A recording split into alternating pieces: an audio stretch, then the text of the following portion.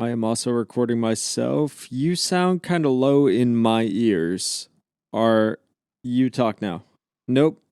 Nope, I can hear you. All right, sweet.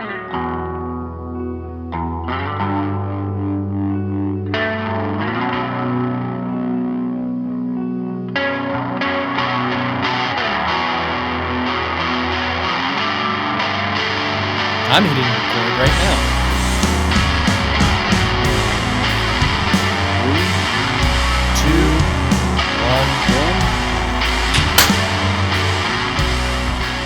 1. Welcome back to the motherfucking Packy Run podcast. My name is AJ. I'm sorry we're late, La Gambina. And my name is Dan Mayo. Do not call me I fucked that up completely. And my name is Dan. Do not call me Mayo because my first name's not Gerard Mayott. It has been almost a full year since the both of us had done this. And Lots has changed. yeah, a lot has changed. Dan, what's going on in your life? Let me see. So I have been on vacation all week. Or the past, I guess you can say almost week now, because my vacation officially started on New Year's Day. Kind of weird, but when you're in the industry of concerts being on New Year's Eve and not New, well, there was a concert on New Year's Eve, but also concerts on Christmas Eve and the week after Christmas, you don't really get a break. So they finally shut everything down for us, which was great. Been rearranging my office, making it feel better. I got this new desk chair, which, funny enough, I broke my desk chair a couple weeks ago, leaning back too far, and just finally got around to buying a new one. Been roasting coffee and just hanging around. I finally got my bike fixed. Oh yeah, by the way, BT Dubs, I broke my elbow earlier this year. Not fun. Don't recommend it. But yeah, just chilling, hanging out. What about you? I've been back and forth all around the city of Nashville, still working retail hours, which, you know, the good still slightly outweighs the bad with a lot of that. But we got some time earlier last year. Got to come see you for your 30th. True. That was a lot of fun. Up and down between Massachusetts, New Hampshire, Maine, doing all the things. We, you know, I didn't break my arm. I didn't break anything, luckily enough. But I think since last time we recorded, definitely royally screwed up my back. That happens, I keep thinking that I'm 20 years old. How'd you break? How did you hurt your back? Last surfing? February. Yep. Last February, went to go see Military Gun at the Basement East down here in Nashville. And the kids weren't ready for the stage dive. Sat in the back of an ambulance for a little bit because somebody called because they thought I had hit my head, which I didn't. I landed fully on my lower back, which I can still feel. I've been there. Yeah, I've gotten 4 concussions from concerts, like 4 separate times. Like, not a fun time. Nope. But somebody called 911 because they thought I hit my head and sat in the back of the ambulance and talked to the first responders for a little bit and was like, "Hey, I'm doing all right. I really just want to see this show." And they let me out and I sat in the corner and went, "Maybe I'm too old for this, but also maybe not." I mean, that's a good band to go out on, like if it is the last time. Man, there were, I missed out. For those of you that aren't close friends with us, one of the big plans for this past year, since you last heard us, was Vanna and Therefore I Am, Mm-hmm. two big Boston metalcore bands. Did a big reunion show at a venue that Dan and his girlfriend work at. Roadrunner, shout out. Yeah, Well, I so, don't work at Roadrunner. but we were supposed to go, didn't work out for many reasons, but we were supposed to go. We were supposed to go hang out, and that would have been, I would have been jumping off. I would have tried to clear that barrier that night. The funny thing is like the week before that concert, like Half Heart played at Roadrunner, and the the last song, "Watch Me Rise," everyone was up on that stage. Meanwhile, like I was still like in my I don't even know what to call. I it was in my robotic arm. I guess like that's the fun word for it. Um, Your Gronk arm. yeah, my Gronk arm, Splint. That's the name of it. And my I was just sitting up in the balcony just like watching them. Like I was just like, "Oh, this is great." You just love to see the kids going for it, and like I still want to be one of the kids, but yeah, each year that goes by, I'm like, maybe maybe it's not for me anymore. Yeah, I mean, I think the last time I stage dove was it was a Gorilla Biscuit show on a cruise ship. It was like a there's a thing in New York called Rocks Off Cruises where they like it's a cruise around the harbor and the band plays. Like Every Time I Die is played, like a bunch of other bands. But Gorilla Biscuits did it, and I went ham. That was the last time, and it was great. Did we ever talk about the all the shit that went down with Every Time I Die? The brothers kind of falling out, and do you know anything about that? I think we might have mentioned it once, but I vaguely I don't really remember it. I don't really listen to Every Time I Die. They're not like a band that gets me hyped. Yeah, they I know that Every Time I Die. I mean, I know that there I'm was wearing something a weird with them, like something weird. They abruptly like broke up, and like the brothers are like feuding, and I remember hearing something like that. which is weird because I'm wearing a Rochester Red Wings hat right now. Oh hell yeah, So I've uh, actually, Dan knows better than most people. I have a weird affinity for upstate New York, yeah you do. but like, You know what's crazy yeah, about that minor league baseball team? So every single year they have, I think it's like across minor league baseball. I'm pretty sure, but like they have a local jersey night, and I know that the Red Wings or the Red Hens they do like a garbage plate uniform. yes, they do. Shout out to our friend Justin from Rochester, by Yes. the way. Former roommate, great dude. He was very excited when he found out that I had this Red Wings hat that I got on like a Black Friday deal. Mm.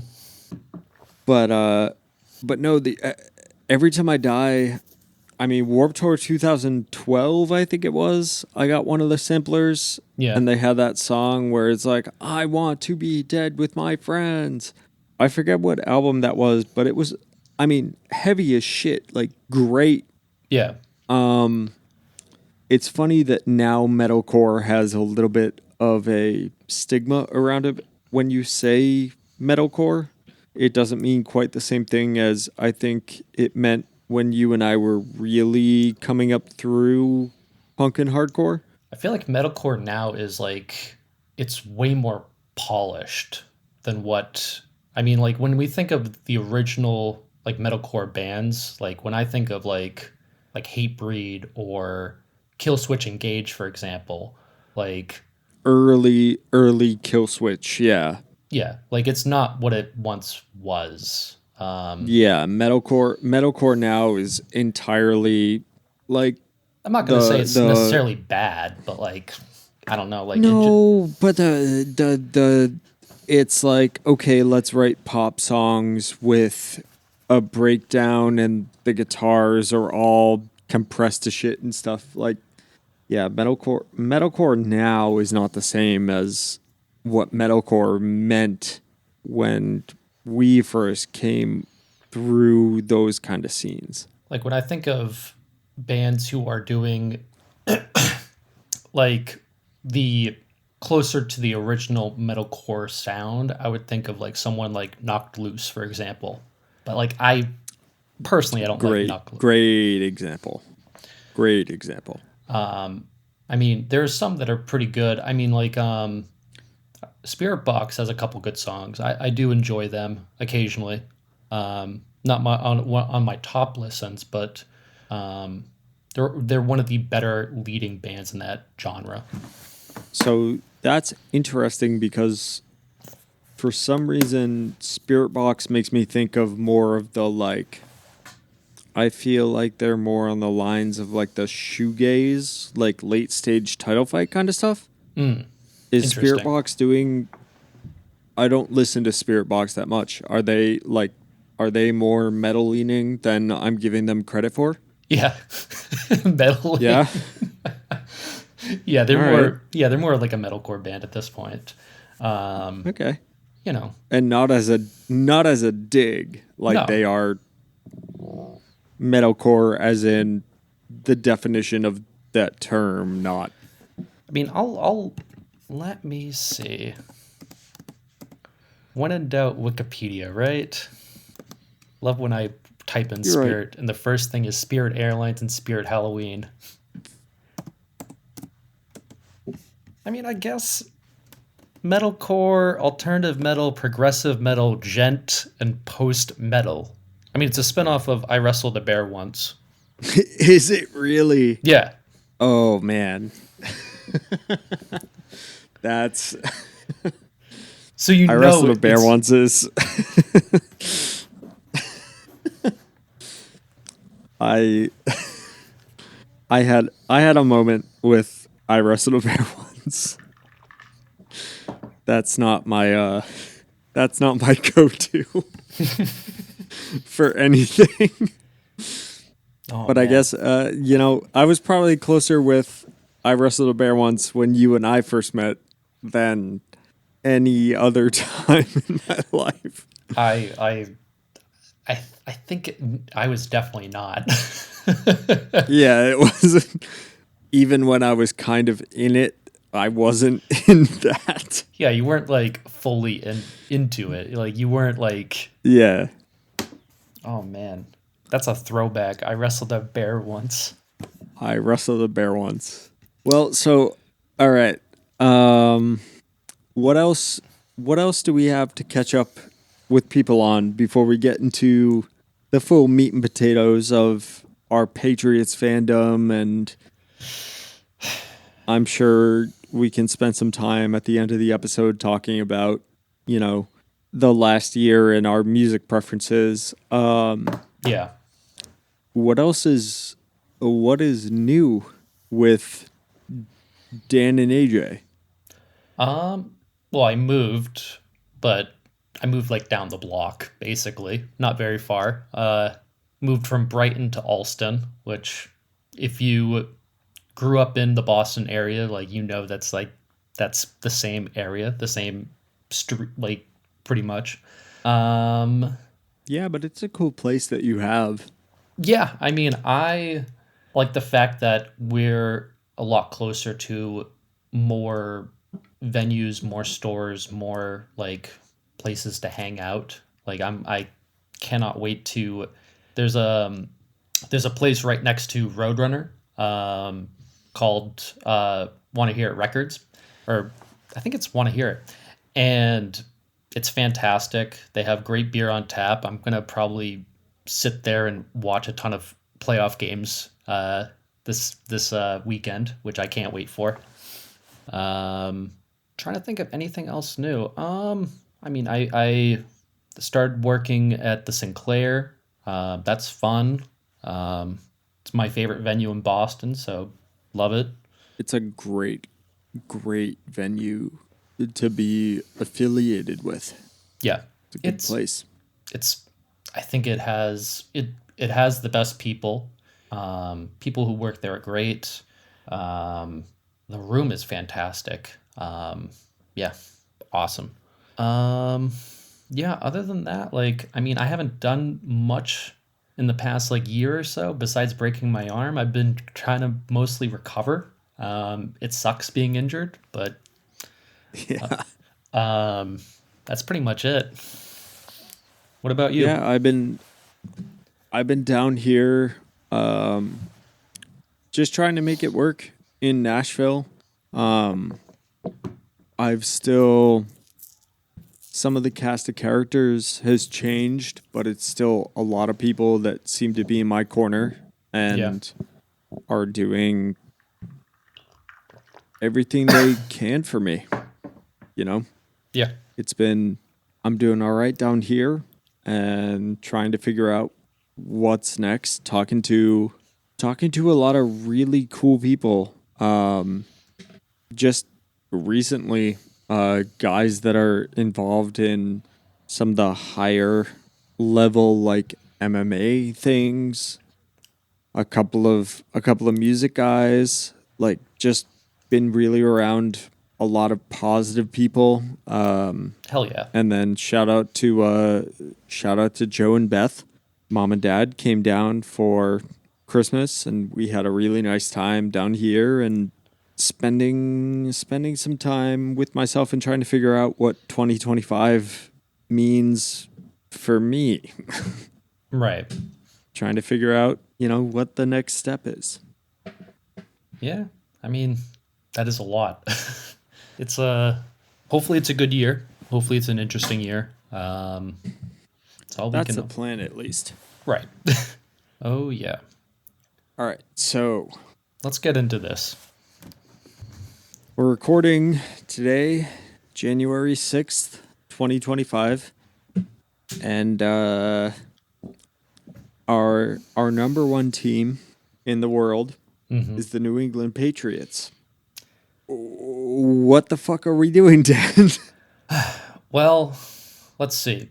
So last year we fired Bill Belichick, and Yep. I think even I think I'm gonna first say this. There's no possible way that Bill could have returned last year. No possible way. That was not in the cards. It was not possible that relationship run its course.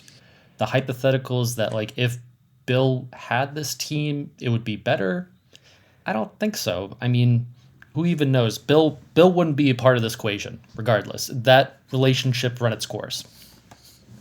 So Gerard was handpicked by Robert Kraft on that trip to Israel, which we later found out, or actually, it was announced in that press conference, the introductory press conference, and then it just kind of went from there. I mean, like, let's some of the things in Gerard Mayo's opening press conference were we're definitely going to win more than 4 games next year.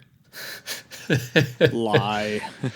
And then there was the during the combine. I think it was during the combine, or maybe it was during his opening press conference that we're gonna burn some cash this off season.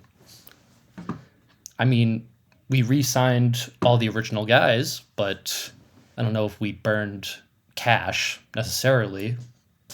I don't think we did. Yeah, this season was a joke. It was pitiful.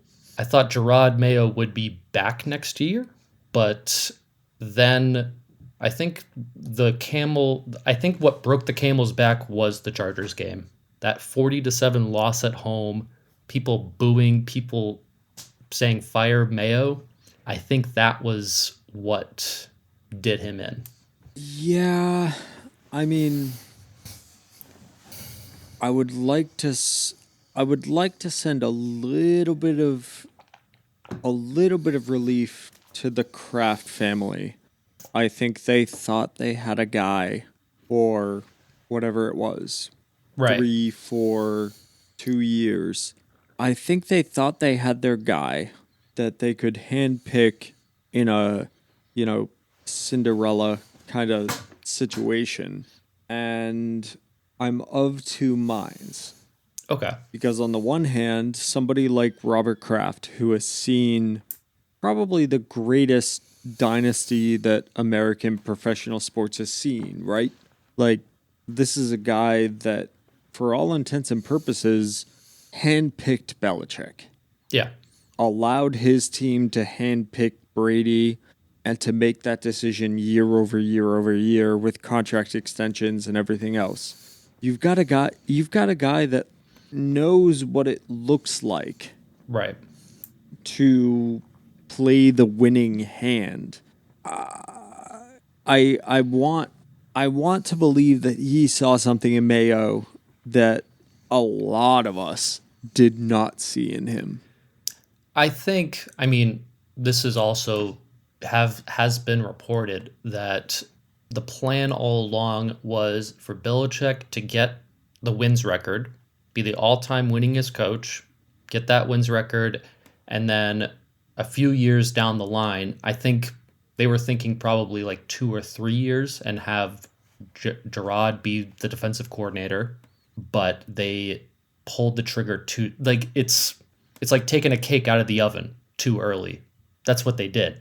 Yeah, yeah. I mean, it's easy to say after this season, but yeah, Right. I can I can see where the thought process was.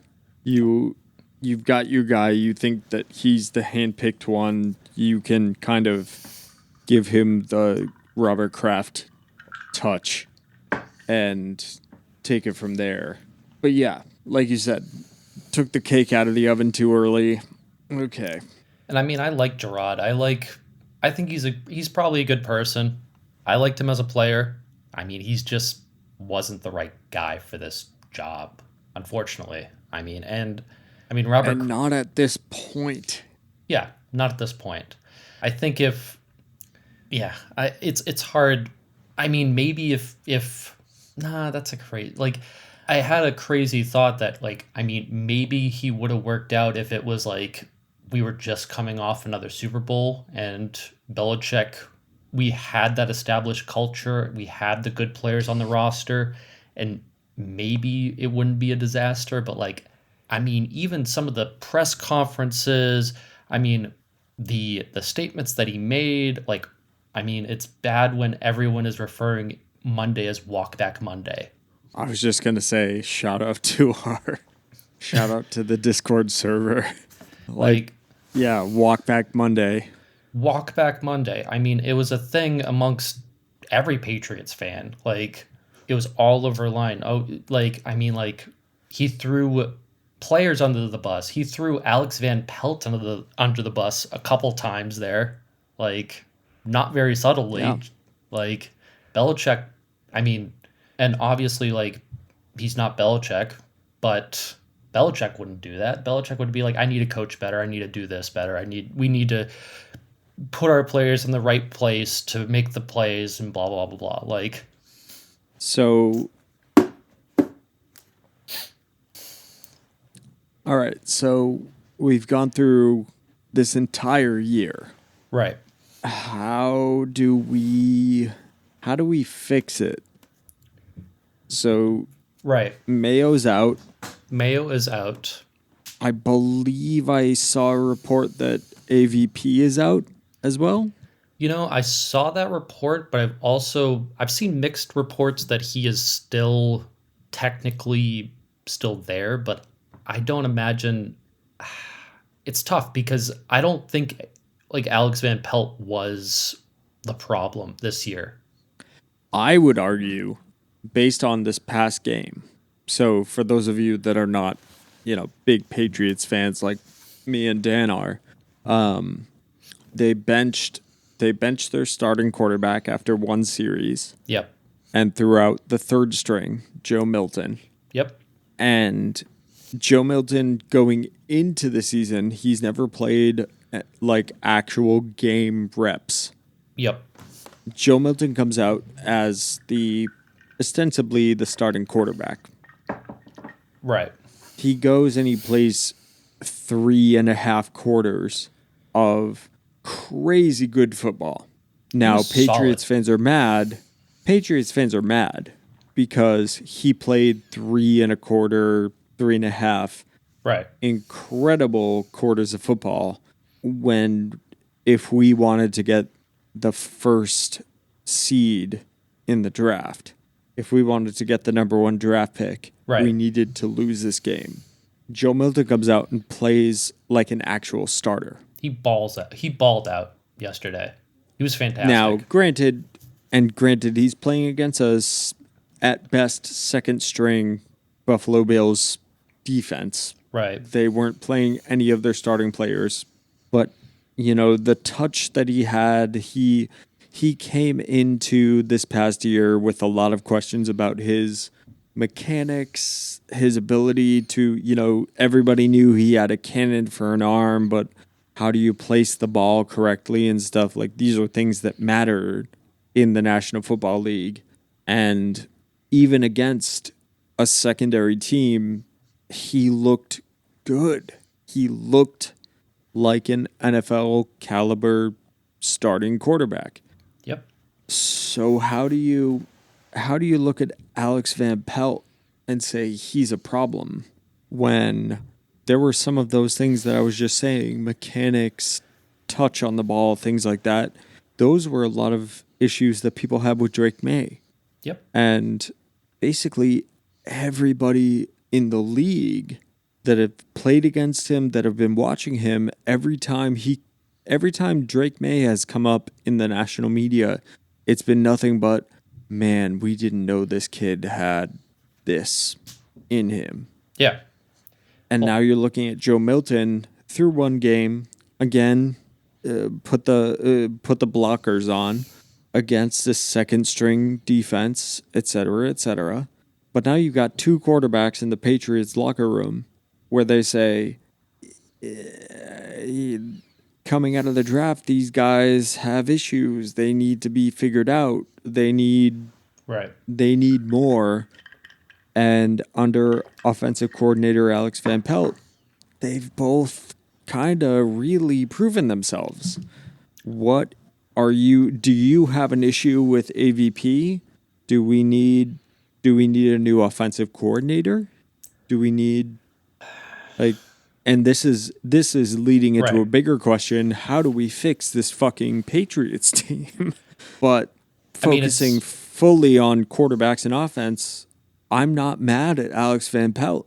Of all no. the people that I could be mad at in that office, and especially, tangibly with the players, Right. AVP is the least of my problems. Yeah, he's not somebody I'm personally mad at. I thought he I mean, some of the play calling, was it questionable at times this season? Of course it was. I mean, we were questioning Josh McDaniels play calling like 5 years ago. I mean, People were questioning Josh McDaniels when he had Tom Brady as his quarterback. right. That's nothing new. Right. I mean, yeah, Joe Milton balled out. He was great. I mean, Alex Van Pelt, former quarterback.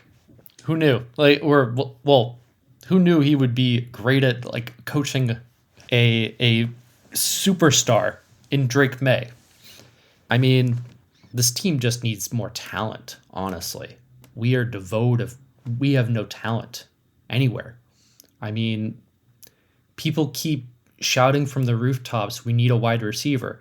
I I think I mean, as nice as a wide receiver is, it is probably fifth it's probably fifth on the list of our needs, to be fair, to be honest. We need offensive line, and honestly, We need offensive line. we need offensive line, but what people are not talking about with this team, is we need edge. We do not get after any quarterback and stop the run nearly enough. Like this defense was garbage this year. And I remember talking to my friends this year or like this summer. I was like, look, I wouldn't be surprised if the Patriots won 6 games or we won 10 games and snuck into the playoffs because that defense last year was top 10. That was a top 10 defense, despite us having the same record as we do now. Yeah, we need. I mean, maybe it was a coaching. I mean, it's also coaching. I mean, I don't think Covington being a first time defensive coordinator, I don't think he's the right guy either. I would like to see him gone as well. I don't think he was ready for the position, just like Gerard Mayo. Jerome, well, do you want to? And Gerard Mayo you wanna- handpicked him as well. Do you want to? That brings up the question. Do you want to get into my big brain theories that you already saw in our little Discord, or do you have more thoughts on individual people? Where do you want to go? I'm trying to think. I mean, we'll go into your big brain theory. I mean, we'll talk about it. Let's go into that. All right. So before we go full big brain, you've seen the reports. Anybody that's listening to this has seen reports. It's Mike Vrabel or bust with this It's Mike team, Vrabel or bust. which And 9 times out of 10, when the national media talks about especially coaching decisions, I don't give that even a little bit of the time of day. Right? right, I don't care. right, Everybody's going to do what they're going to do. The money's going to go where it's going to go. This is one of the first times in recent memory where I can sit back and see the national media talking about things and go, "Oh, yeah, you guys might be right." And that comes down to Mike Vrabel. Vrabel, for those of you that don't know, former head coach of the Tennessee Titans, also a 4-time 3-time Super Bowl champ with the Patriots. 3-time Super Bowl champion with the Patriots. So about 2 weeks ago, well, it was rumored about 2 weeks ago. It was probably about 4 or 5 days ago. Vrabel goes to the New York Jets to interview for their head coaching position.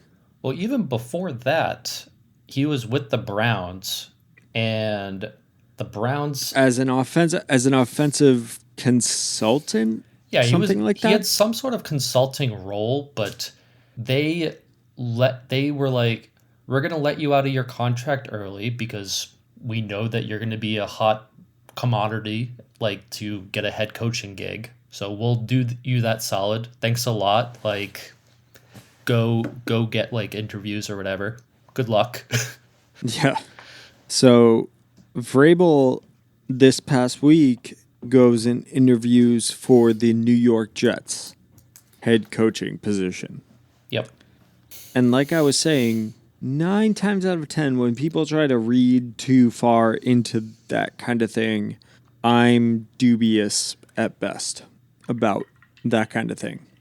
But the line out of especially the national media has been Vrabel was going. He went and took that New York Jets position and let it known that he was doing that as kind of a shot across the bow to let the Kraft family, owner of the Patriots, for those that don't know, Right. he went and interviewed with the New York Jets and basically said, "Hey, I'm trying to get another head coaching position.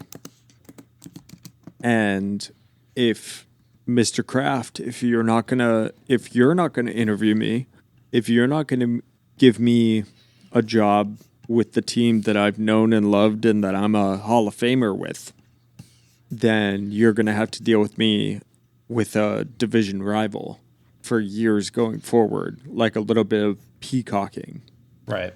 And like I just said, I don't buy into a lot of those narratives. But when that narrative came across my desk, when I was watching some stuff on Instagram and stuff and going, Well, You and guys might be onto something.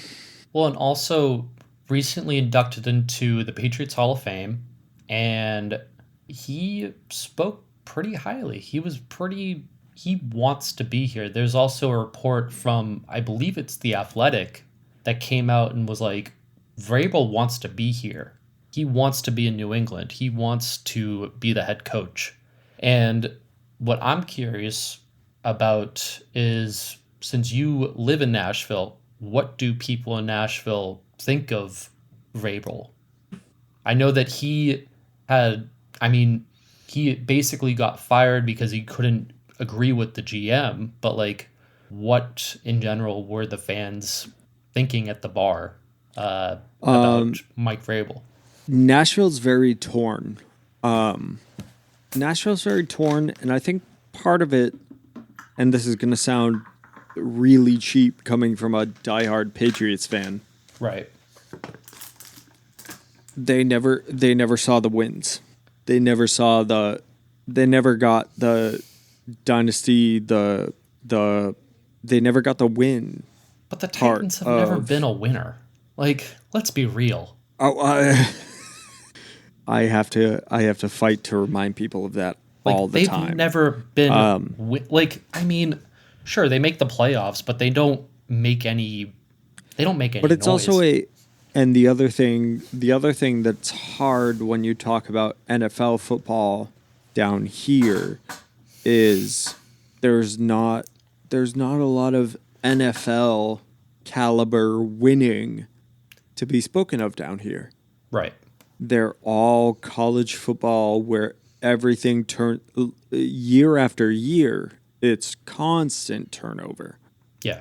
So that's they think the quickest solution is the solution. Mm. So when I talk about Vrabel with Titans fans, they go, "Oh well, there has to be a reason why he got let go," It's and because then you kind of him and the GM didn't agree. yeah, and you lose the conversation with people like that down here. As soon as you start talking about, well, he didn't have a GM that agreed with him. He didn't have it wasn't there wasn't alignment, right? Right. You that kind of conversation loses people down here because it's so for better and for worse. It's not I'm not judging the people down here that are inevitably going to listen to this, but you lose those people because they're so used to, one year is entirely different from the next.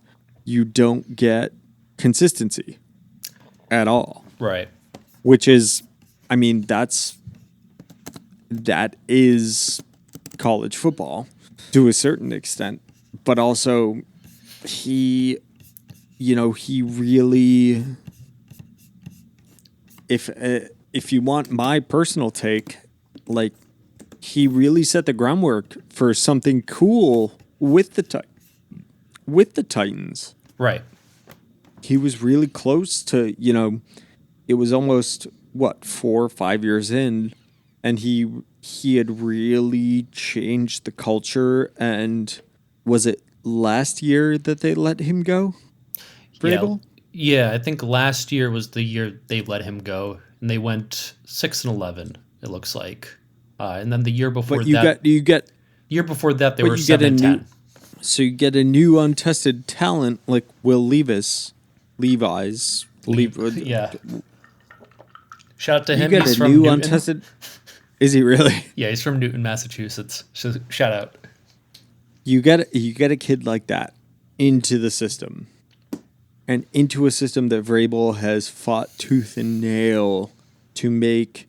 For the past 5 years before right now when we're talking, Right. for the past 4 or 5 years, Tennessee they didn't have a lot to show for it, but they had a winning culture. They were a threat. Like they were a well coached football team. Yeah, I mean, they made the playoffs Like 3 times. yeah, number 60. They made the play. They so I looked it up yesterday. I think it was I think it was 6 years.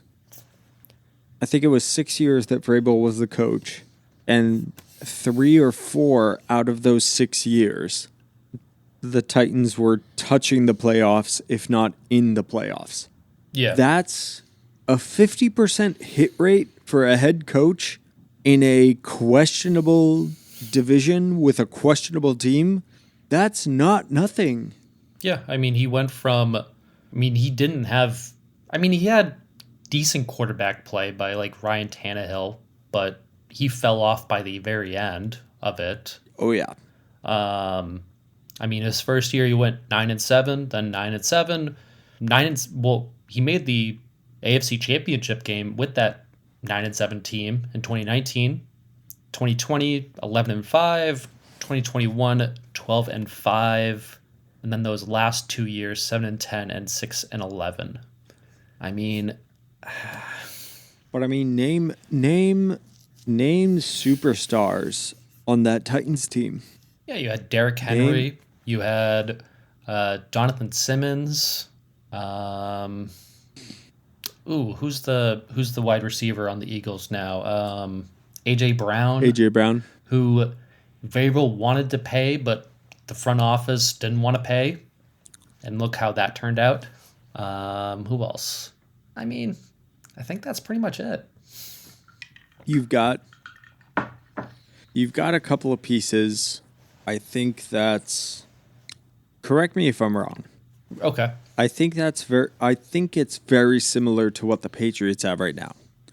Christian Gonzalez, Drake May, Kayshon Boutte, who should be your over the top middle of the field guy. He should not be your, going down the field. I mean, apparently Tyreek Hill is going to be on the market. Maybe we have no chance of getting him. I'm going to say that. He's not. According to his social media, he's not even willing to deal with the Dolphins. You can probably get him on a Randy Moss type deal. I mean, you've got no way. You've got the ability, and you've got the money. You've got the cap space. No, we don't have the first round pick anymore, but the number 4 pick, you're not picking. What you need right now is offensive linemen.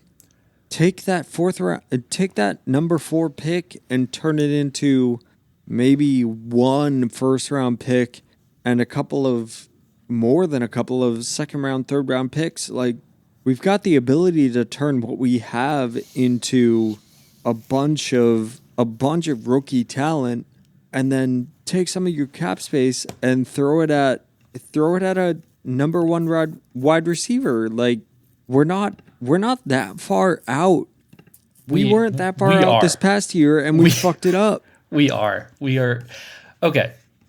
A couple things to tackle. As far as stars on this current team goes, there's only 2, and it's Drake May and Christian Gonzalez. Kayshon Boutte in that conversation, man, I like him. I think he's good, but I don't think he's there yet. I think we're a little too early. No, I think Boutte is another Edelman. Oh man. I think Kayshon Boutte is an Edelman. I don't think he's blowing up anybody with numbers. I don't think he's. You can laugh at me all you want. I don't think he's going to blow anybody out of the water, but I think he's being misused because he is the most effective wide receiver on our team. Okay. As of right now, at the end of the season. You know what? You're baiting me. I'm done. I'm not gonna touch this. Nope. No, go for it. I am not. Take me on. I am not getting baited by this. No. No, you are. Come on in, buddy. I want to get back to that. The water's nice. I want to get back to that Tyreek Hill. Tyreek Hill. No, we have no. There's no chance in hell that the Dolphins are going to trade within the division Tyreek Hill to us and see us twice a year and have to play him twice a year. No way. They're going to trade him away in the NFC. No way. He's not coming here. I'd love him. I would be open to it if the Dolphins want to gift it to him to us. Like, sure, I'll take him, but that's not going to happen. There's no way. That's crazy. This team, I mean, He's already said he's done, basically. sure he's done. I mean, I'm sure they might trade him. I mean, I'm sure they're going to trade him sometime this offseason. If I had to guess, I mean, if honestly, if the Patriots were going to go out and trade for a wide receiver, DK Metcalf, that's the one. That's the name. I think But DK for what? How much are you going to pay him for all 2 years that you're going to get out of him? Especially if we can't figure out a couple of other positions, he's going to get his shit rocked. I mean, I'm trying to That's a hard. I will say this. I mean, if the Patriots were like, if the Patriots had the number one pick, it would be a lot better because it would be a lot easier to trade down. I think at this point, they're just gonna stick and pick the best player, whether that's Travis Hunter or I'm trying to think of other names that are floating around. I personally want Abdul Carter. That is like the pass rusher coming out of Penn State. I think they're going to stick and pick, honestly. Also, this draft is not good. It would have Yeah, been. number 4. It is what it is. I mean, like, there was no way that the. I mean, here's the thing about players and coaches. Like, I mean, they need to perform to get that next contract. There was no way that they were going to tank yesterday. I'm so. And there's There's another also part. there's like a devious You finish. there's like a devious part of it that the Bills wanted us to win and were kind of tanking because some of those play calls, some of those like the things that they were doing, they didn't want us to get that number one pick. Yeah, and that's so. There's another point that I want to bring up with you. And then we're gonna go back to Where your was your plan. kind of Anyways, where was your head at with last night's game or last afternoon's game? oh, Were you on the tank bus? I wanted them to lose. I wanted them to at least be competitive, but I wanted them to lose. Yeah. I mean, it's funny because like You've gone to the dark side. it's funny because like we were watching the game and Justine wanted them to win. She wanted the like because she just started to be a huge Patriots fan, and Because she's a fan. right. But like she was like, oh, they have like they're gonna win. They're gonna like they have to win. I'm like, no, they don't. You don't understand. But also like this draft is not good. It's not good. It's not good. I mean, Well, but especially if the draft is not good, why? but It still doesn't check out for me. No, no tanking. No, you don't throw in the towel. That's not why the game is played. anyways, I mean, we saw some purposefully lose like some teams that definitely threw in the towel yesterday. I mean, look at the fucking Chiefs. Pitiful. Yeah. It's funny because like the game ended at 4 and I turned to Justine and her dad and I was like I bet Gerard Mayo gets fired at 4:15. He's or like 4:30. I'm like he's not going to have a job by Yeah, 4:30. It what doesn't time matter. what time your time did that Instagram post go out? Like 5:20. So I was like So you weren't wrong. yeah, I was like he's not going to have a job by 4:30 anyways. It doesn't matter. Yeah, I mean, can you imagine how the quickness within we lost the game, we won the game. How quickly and did you catch any of Robert Kraft's interview today? Um It's funny. I never tune into the Sports Hub, but I was like picking up some groceries, and I was like listening to them talk about it, and I heard like a clip. Market basket cat. Now, I was going to Trader Joe's, but Oh shit. I heard a clip, and he was like, "Yep, this is on me. I fucked up." Like, so like Yeah, you did. I feel the most bad for Gerard Mayo, and I'm like, yeah, it's. I think all the people that were. Oh, hi, Justine. Oh, hi. I'm just my coat. Sorry. What do you think of Gerard Mayo's firing? Real quick. No, you know how I feel. You're set up for failure. Step in. This is Hit the microphone. somebody. Okay, this is somebody who's been like who just started watching the Patriots. What, like not even a year ago, 2 years ago. He was set up for failure. Was not given a chance. I prefer the 4 wins over first pick because we don't need a quarterback. That's it. That is my 2 cents. You got a good one there, Dan. Would like to add, I'm from a Giants household too, so I don't know if that adds or like. Don't add that. Worse or better. Boo! Sorry. Also, I gave Dan my last Diet Coke, so. We didn't even go over drinks. Oh my gosh. Who else is doing dry January? Yeah, we didn't. Not by choice for me, but. Bye. I'm going to book club. Is this just book club for men is having a podcast? Hot take. Yes, having a Yes. podcast is Yes, book, it is. It's book Alright, hold on. it's book club for men. Anyways. What were we talking about? So I've lost the plot a little bit. Yeah, so I'm not Gerard being gone. Yeah. I think I touched on it a little bit earlier. I think if some of the media coverage is to be believed, Right. Vrabel went to the Jets as a way of going, hey, you either have to take me seriously or you're going to have to deal with me in division. Right. I think I remember what I was And- about to say, but I'll let you continue. Yeah, I think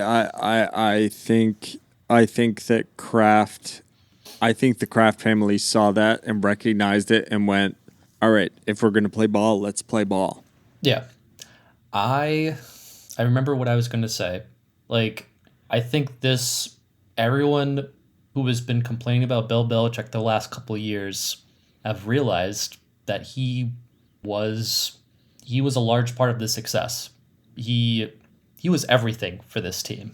He did everything. He was I equate it to, remember that episode of The Office where Dwight Schrute quits Dunder Mifflin, and then Michael comes in and he's like, "Oh, what happened to this plant? Why is this like dead?" And he's like, "Oh, I don't know. Like, I guess it's the cleaning ladies who like water this plant." But it was actually like Dwight doing everything, like cleaning up Yeah. and doing everything. That was Bill Belichick. He was the scouting department. He was the personnel. He was everything. Yeah, I think there's an element of that as well, where The Bill Belichick truthers are, I mean, I don't know how many Bill Belichick truthers there are, but I mean, you've been vindicated. yeah, especially because it was Belichick through so much of the dynasty, and then when he was called into question, and Kraft and the rest of the front office kind of turned around and went, "We need to take more control." Right. Things went into a tailspin. Right. And when they went into a tailspin, the Kraft family doubled down and said, "All right, we're going to move on. We're going to bring in Gerard Mayo." And look at where that got you. Like, I think there, especially, it's funny because this is every conversation that every Patriots adjacent podcast has had for so long. Right. Everybody wanted to make it Brady versus Belichick, Brady versus Belichick, Brady versus Belichick. No, Brady's It was If I think right. that Brady is the greatest quarterback of all time. He is. But if Brady isn't the greatest quarterback of all time, he's the luckiest quarterback of all time in that he had the tandem between him and Belichick to work things out, right? Yep. So if Brady and Belichick as a tandem is true, and if Brady is the greatest quarterback of all time is true, then there's only one place that you can lay the blame for everything that's happened since Brady left, and it's the Kraft family.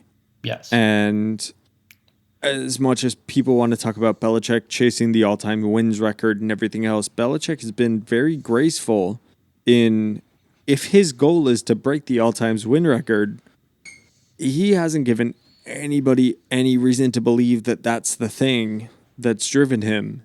Meanwhile, it's very clear Kraft wants into the Hall of Fame, and Yep. he has tried 6 ways to Sunday and can't fucking figure it out. So, I mean, especially at this point, yeah. I'm looking at Kraft and going, I'm not. You and I are both Red Sox fans. For those that aren't Red Sox fans, John Henry, owner of the Boston Red Sox, is he's a bastard. He's just in it for the money. I'm not calling Robert Kraft John Henry quite yet, but I'm close. Okay, Mike Folger. That's a.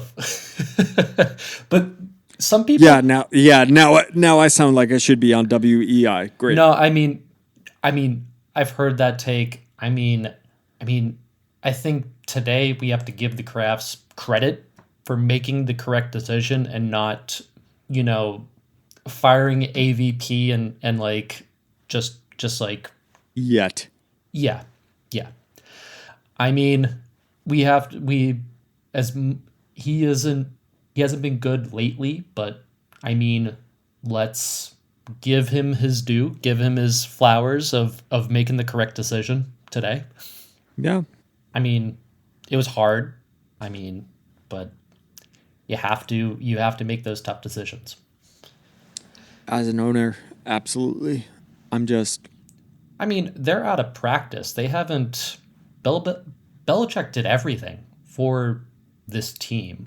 I mean, for years. for years. They're out of practice. I mean, like there's a really good beat reporter for the Patriots, Phil Perry. Pretty reputable guy, pretty good source. Like when other people from different teams come to the Patriots, they're like, "This is it," because we don't have they don't hire a lot of people. They're kind of stingy. They don't have a big staff.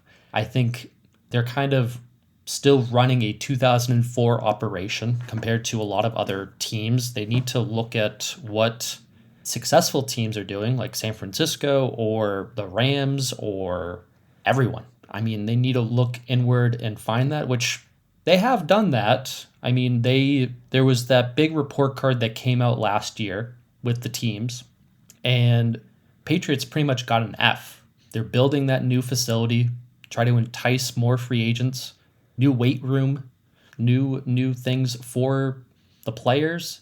I think because I mean the thing that enticed players before was like, oh, we're a winning culture. We have Bill Belichick and Tom Brady. Come join us, win a ring. It'll be fun. We don't Yeah. have that anymore. It's not the same. Yeah, now it's Now we need hopefully to pay money for free agents. I mean, we are going to have to pay that suck tax, as people have said, but we have the most cap in the league. We can spend the money. We have the quarterback.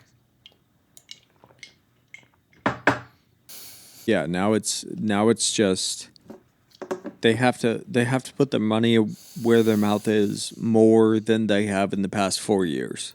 And part of that is really rebuilding, and I mean really rebuilding this front office.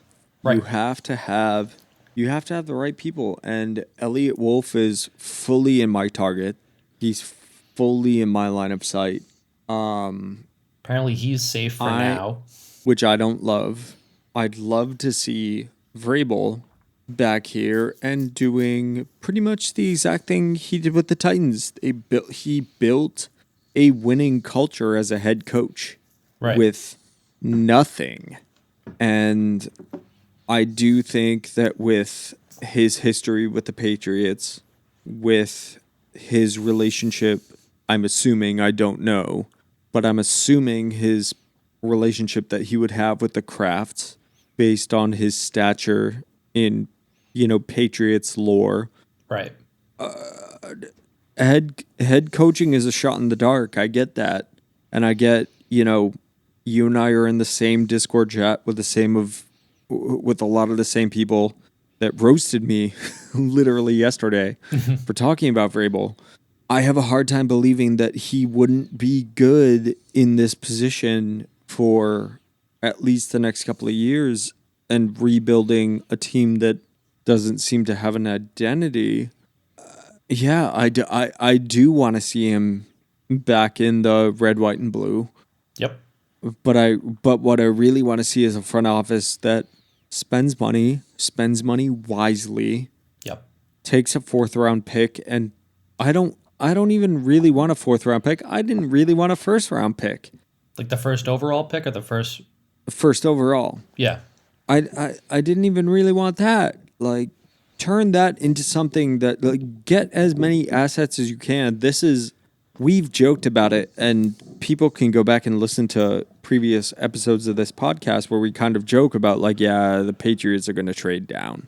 This of all years is the year where I'm like, yeah, trade down. Get every possible thing you can out of this.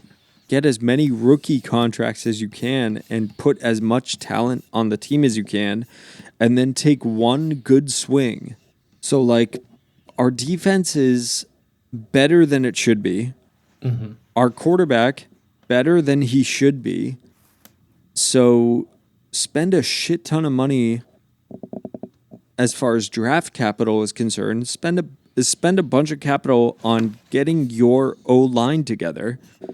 Maybe take a flyer on another receiver or something else.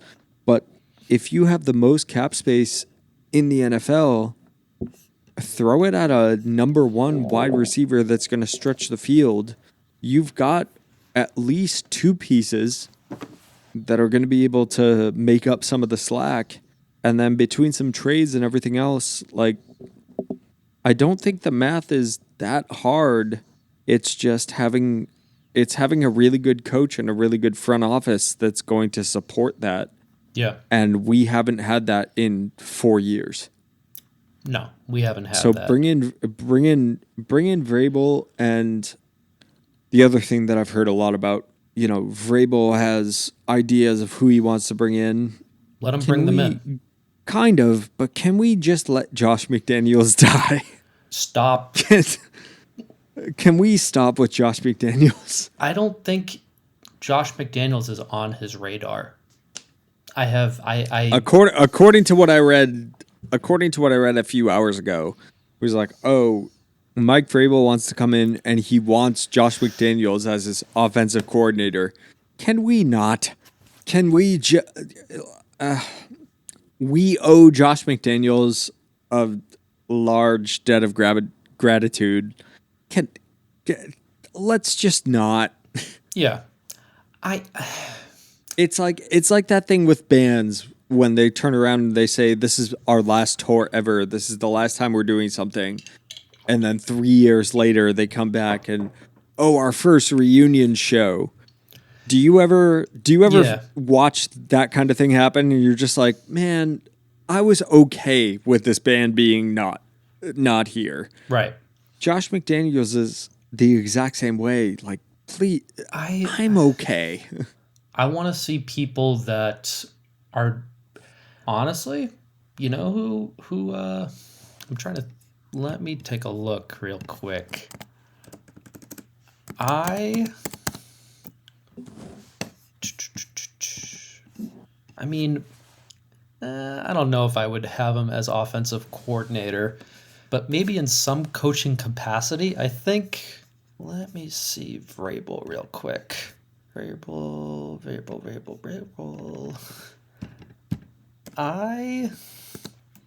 Why not? Why not have Wes Welker back with the Patriots? Wes Welker is currently coach with the Miami Dolphins. I think he was on the same staff as Vrabel back when he was a head coach, or not a head coach, but he was like an assistant at. Oh, look at that! They were on the same coaching staff in Houston. You know what? Okay. Like maybe not offensive coordinator, but like wide receivers coach Wes Welker with the Patriots. Let's do it. Sign me up. Yeah, I know that he had. I'm there. Yeah, I mean, I think if we're going to if we're going to rebuild and we're going to tear it all down with the offensive line, or like not offensive line, but like the whole coaching staff and front office, it has to be a complete teardown. You can't have retreads. No, Yeah. no. Like, I know that people are they're hanging on to 2016 and like all those years, 2017 or whatever, but like no. We have to Go from the studs. yeah. Yeah. You have to tear it all down.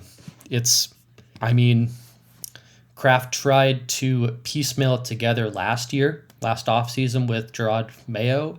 No, this is the tear it all down, and we're not going to be good next year. Full disclosure, we'll be better. All I wanted this year was I didn't care if we were good or bad. I just wanted to set culture, and Yeah. there was nothing. There was. And I think that's going to be one of the hardest parts for Patriots fans this year is realizing that we took a mulligan this year and next year is setting culture. I mean, And I think yeah. I do think if we play the cards right, there's a chance that resetting that culture, bringing in a winning culture is successful. Right. There's a chance that you bring in the right guys and you get what you were looking for sooner than what you hoped. But I don't think that's an expectation for you or for me. I think it's very much next year needs to be it's what we hoped this year would be under a new head coach. It's, first of all, get us at least somewhat towards a winning record. Right. I mean, I don't care about wins next year. Just let's set the culture. Oh, I'm like we were talking about with this past game. I'm all about wins. give me wins. I wasn't mad. I know a lot of people were big mad. We should have tanked so we could get the number 1 pick. Man, that's not how fans of a football team think or act. I mean, I want wins. I wasn't big mad. I was just like, oh well. I wanted to trade down and get more picks, honestly. That's what I wanted. I want to trade down and get more picks no matter where we are, but I also want, this is a season worth of games being played. I want wins. I want to see my team go out there. The happiest part of yesterday was watching Joe Milton go out there and sling the fucking ball. Yeah. I want this kid to win. I wanted this. You know who I wanted this Patriots team to be like this season? I wanted them to be like the Carolina Panthers. So like the Carolina Panthers. They are on the upward trajectory. Right. Like that's what I was hoping for from this season. And that's what I'm hoping for next season. Like obviously the Panthers weren't good this year. They ended up being 5-12, but let me see, like week 12 against Kansas City, they lost 30-27. Close loss. Next week, they lost in overtime against Tampa Bay. They lost a 1-score game against Philly. They won against Arizona in overtime, and then they won yesterday against Atlanta in overtime. I mean, that's kind of what I was hoping for. Yeah. We'll see. We'll see what this off season brings, and we'll update you with our thoughts Yeah, as it goes forward. Um, they got to spend on offensive line. they need to spend on offensive line. Holy shit. That's what they need. They need offensive line more than anything, more than a wide receiver. And also, I'm I yeah. I don't think Ramondre Stevenson is necessarily can be a part of this rebuild either. But Yeah, he's had man, I I was think so high on him this past off season, and no, I think I don't think he's the guy. I don't think he's the guy. Man, that's a bad contract. Now looking at it, that Kyle Duggar Kind of seem contract is looking terrible. Although he's been kind injured of all season. kind of seems a lot like the Bruins with Jeremy Swayman, which I know you're not a big hockey guy, but holy shit. Oh man, Bruins are bad, bad. Second in the Atlantic last time I checked, but still just oh god, waiting on another heartbreak. But we don't have to get into all that right now. Any more Patriots thoughts? I think that's it about now. I mean, like, there's not really like it's unfortunately like for this past year, it's been a wait and see, and we're still in the wait and see period Just in purgatory with it. constantly. Yeah, we don't know what's going on. Maybe something changes with this team. We don't. We'll find out. Well, we can finish out this comeback episode. We can make it really simple, music wise. 2024. What was burning through your earbuds? Was it an album? Was it a song? Was it a couple of songs? What was killing you last year? Yeah, there was a couple. I mean, the let's take a look at my Spotify. Um, it was a lot of anxious. It was a lot of just punk, hardcore, typical stuff. Um, Euphoria by Kendrick Lamar was my seventh most listened to song of the All year. right. That's a better. I think that's the better Drake diss track than the other one. Personal preference. The Super Heaven songs that they released like the last month of the year, those were burning through my head. Those were really good. Yeah, the A side, B side Oh yeah, single. those were good. Yeah. Those were getting up there for me. Oh yeah, Not Like Us. That was also part of it. A lot of Kendrick this year, but also like those Drake diss tracks were awesome. Oh man, I can't wait until the Super Bowl halftime show. I'm just gonna I hope he calls out Drake. I can't wait for it, but I'm also really I'm gonna have to stay off Twitter for a couple of days because it's gonna be so many people that just bots trying to give their opinions that aren't really opinions. Well I'm not ready for it. now Twitter is like all porn or X. Like it's all like Dude, how yeah. you'll just be You'll scrolling. just be you'll be scrolling through and then just hey, by the way, it's brutal. It's like, oh my god, I can't. Why? Can't be around your girlfriend and open up that app. Well, that's why I go. I go on the Packy Run, Twitter. I'll just like scroll through there. Like, Oh, well, that's just all bullshit. all Boston sports bullshit and takes. sports stuff. It's still just bad Boston sports takes. But like I would rather scroll through that. I'll scroll through that all day long. Like all day long, Yeah. I'll go on there. I don't like anything. I don't like retweet anything. I'm like, this is great. This is better. This is better. Like it's my personal one is just like, oh my god, check out like I'm like, I don't care, stop. Please make it go away.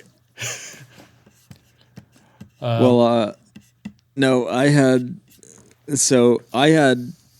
number one and number 1A for 2024 albums. Number one by far, Prude by Drug Church. That band, that album, their previous few albums, their EPs, I really, really love that band. It's riffs until the cows come home, and the subject matter of a lot of the lyrics are very much in line with my own questioning of people and stuff. Like, yeah, Prude by Drug Church, their LP that came out this past year. I mean, unbeatable. Just heavy in all the right ways, melodic in just the right amount. Yeah, I love that. And then The Return of the Kings, which I'm sure this will shock Dan not at all. Balance and Composure put out an album this past year. you know, I still haven't listened to that album. You haven't gone front to back with it? No, I still haven't. Dude, this can be a two-edged sword. Okay. You know. But it brings me right back to college. It's like, this is exactly what I wanted to hear when you and I were living together. Like, this is just supremely my shit. They do. It's very rhythmic. It gets heavy at some points. You and I both took both you and I are kind of in and out of, production kind of things, so we know when something really pops through in a mix. For sure. There's parts where the bass or the guitars come through and you're like, oh shit. Like, and that doesn't happen a lot with modern music anymore. Usually it's just like, oh, that's a great song. Yeah, that melody kills it. That's whatever. It's rare that I'm sitting there and I'm like, but have you listened to this bass part? Like, that's... I'm going to have to give it a listen too. Yeah. The new Balance and Composure album is just everything that I would have wanted. That new One Step Closer album is also really good. Dude, it's hard listening to those. That came out this year, right? Yeah, this past year. Yeah. Yeah, that new One Step Closer album. Fiddlehead put out a 2024 album, I believe. I think so. I think it was at the beginning of 2024. And you and I are both massive Pat Flynn fans. True. Yeah, there's maybe when we get more time to actually put together a plan or something, we can do a 2024 retrospective or just this is what we've been listening to in the off season. True. But yeah, what were you saying? That's what I've been on. Hell yeah. I mean, that is some good shit right there. Trying to see what else. I got back into Hostage Calm recently. Fuck yeah, so did I. They're fantastic. Shout out to them. Let me see. That new 4 Year Strong album is pretty sick. It's very heavy. Really? It's pretty heavy. All right. I'll add it to the list. Like, it's very surprising, but like some parts are just like full blown like hardcore, and it's great. Oh yeah. Let me see. Listen to some Noah Kahan this year. Yeah. The most recent Jonas Brothers album. What is it called? I'm just looking at it now. The album came out in 2013, but pretty good. It's a good pop record. That sounds like your girlfriend is influencing you. I mean, no, just listen to some of those songs on it. Like it's the album with like Waffle House, All right. which is that's a great pop song. But there's also like great songs like Summer Baby and Montana Sky, Vacation I'll do Eyes. my homework. It's great. It's a great little album there that they got. And that's pretty much it. I mean, I think the story so far also came out with an album last year. I know that you weren't that impressed by it, but there were a couple decent songs off of it here and there. Yeah, it was. I mean, it was the same as every other Story So Far album since the first two, where like there were 3 or 4 songs that are exactly what I'm looking for, and then everything else was just like, okay, I've heard this band enough. Which is not a dig on them, just personal taste. Like, okay, I've heard it. I know what these guys are about. Yeah, fair. Yeah. Like that's part of the reason why I can't get into like Parker Cannon's other band. I'm just like they're literally the story so far. No pressure. No pressure is it's no it's It's the Story So Far part 2. Yeah. it somebody's like, oh no, Which you again don't is not- understand. It's really good. Like they're not the story so far. I'm like, yeah, it is. It's the same thing. Like I mean, it's. I think objectively, it is kind of heavier, and I know a bunch of people have taken that band in as like part of the hardcore scene, but they're not.